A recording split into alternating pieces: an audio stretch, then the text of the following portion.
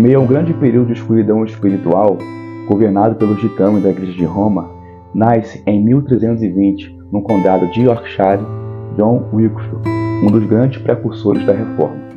Wycliffe, um dos estudiosos mais influentes de sua época na Europa, foi responsável por ensinar doutrinas que em aproximadamente 150 anos se tornariam pedras angulares da Reforma Protestante, embora fossem consideradas heréticas em seus dias.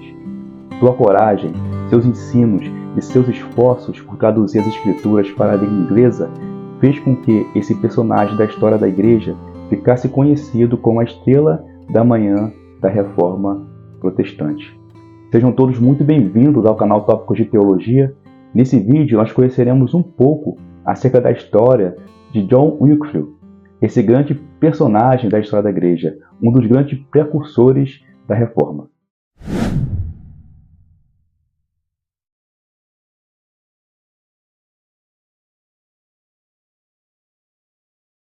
Em seus dias, a Igreja Católica Romana possuía 1/3 de todas as terras da Inglaterra, mas nem as igrejas nem os padres podiam ser tributados, o que despertava fortes críticas, pois o dinheiro era enviado da Inglaterra para o papado em Roma.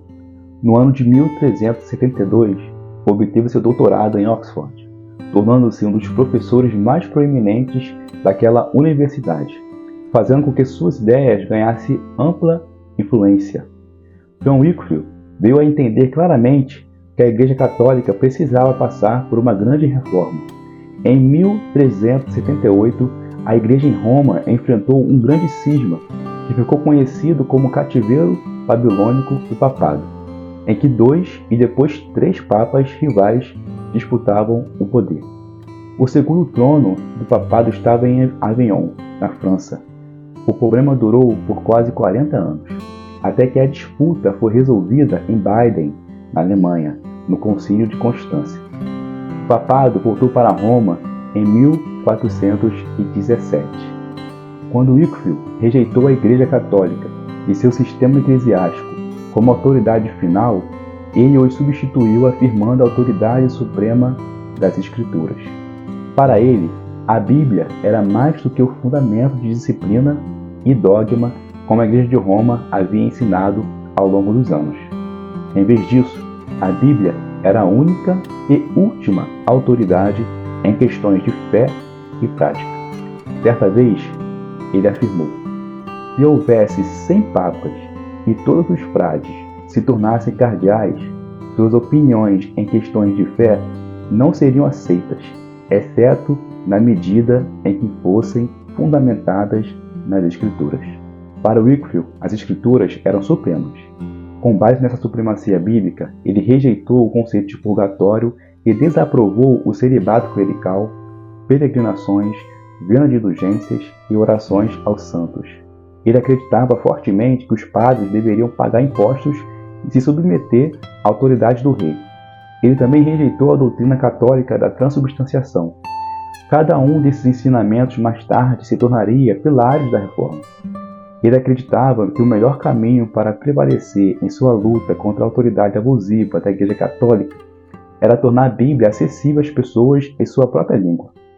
Seus esforços para traduzir, copiar e proclamar a Bíblia em inglês foram motivados por um único motivo: ajudar os homens cristãos a estudarem o Evangelho na língua que melhor conhecem. Como diz em uma de suas declarações mais marcantes que sobrevive até nossos dias, um lavrador com a Bíblia saberia mais sobre Deus do que o eclesiástico mais culto que a ignorasse. Wycliffe deu ênfase no contraste marcante entre a riqueza e o poder da Igreja do século XIV e a vida simples dos cristãos do Novo Testamento do primeiro século, passando a fazer severas críticas ao Papa, chamando-o de o príncipe dos mentirosos, um homem muito arrogante e cruelmente vingativo, alguém que está sempre provocando guerras. Por volta de 1380, chegou à conclusão de que o Papa é falível e é o Anticristo. Em 1381, o velho inimigo de Wycliffe, o bispo Corne de Londres, tornou-se a ser bispo de Canterbury. Em 3 semanas, decidiu colocar os ensinos de Wycliffe em julgamento. Das 46 proposições extraídas de seus escritos, 10 foram consideradas heréticas e outras 14 como errôneas. Em pouco tempo, John Wycliffe foi forçado a sair de Oxford e exilado em Lauderford, onde exerceu seu pastorado. Lá viveu seus últimos 2 anos de vida, onde ele e alguns de seus ex-alunos começaram a traduzir as escrituras da Vulgata Latina para o inglês, traduzindo todo o Novo Testamento. John Wycliffe morreu de derrame em 31 de dezembro de 1384, recebendo um enterro honesto em Rutherford. 30 anos após sua morte, o Concílio de Constância o julgou por heresia, embora estivesse morto há 3 décadas. Os oficiais da igreja desenterraram seu corpo, queimaram seus restos mortais e jogaram no rio Swift, por entenderem que esse era o justo tratamento que John Wycliffe deveria receber como herege.